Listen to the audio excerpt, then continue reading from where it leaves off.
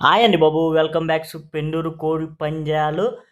మనల్ని 10 రోజుల నుంచి కోడి పేలైతే బాగా ఇబ్బంది పెట్టేస్తున్నాయి అబ్బా. మనకు తెలిసిన పేలైతే తెల్లగా పాకుతాయి అని అయితే నాకు ఐడియా ఉంది చిన్నప్పటి నుంచి.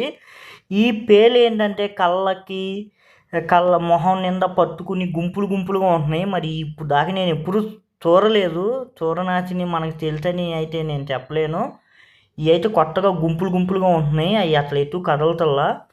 అలా అని చెప్పి అన్నయ్యకి అయితే ఫోన్ చేశాను. అన్నయ్య అయితే బొచెక్స్ అని మీకు వీడియోలో ముందు చూపించాను కదా, ఆ లిక్విడ్ అయితే చెప్పారు వెటనరీలో దొరుకుద్దని.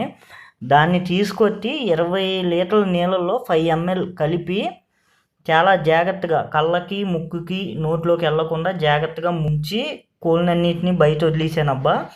ఇలా చేతి కదా నేను 3 రోజులు అయితే అయింది, రిజల్ట్ అయితే ఉంది, పేలు అయితే తగ్గినాయి. అందుకే కొద్దిగా లేట్గా అప్లోడ్ చేస్తున్నాం వీడియో. పేలు అయితే తగ్గినాయి, రిజల్ట్ అయితే ఉంది. అలాగే ఈ కోళ్ళు ఎక్కడైతే ఉంటాయో ఆ రూమ్ మొత్తం కొద్దిగా మంట అయితే వెలిగించి రూమ్ అంతా చూపించాను, ఎక్కడన్నా అర్రాబుర్రా ఉంటే పోతాయి అని చెప్పి. అలాగే మన పాలబ్రాట్ అయితే ఫస్ట్ తప్పిన వీడియో అయితే వేయించానబ్బా, చాలా బాగా దెబ్బలాడుతుంది.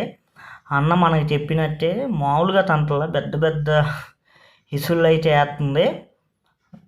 ఆ వీడియో తర్వాత వీడియోలో అయితే అప్లోడ్ చేస్తానబ్బా. ఇంకా మన పండగ షెడ్యూల్ అంటే నాది అంత పెద్ద షెడ్యూల్ ఏమి ఉండదు.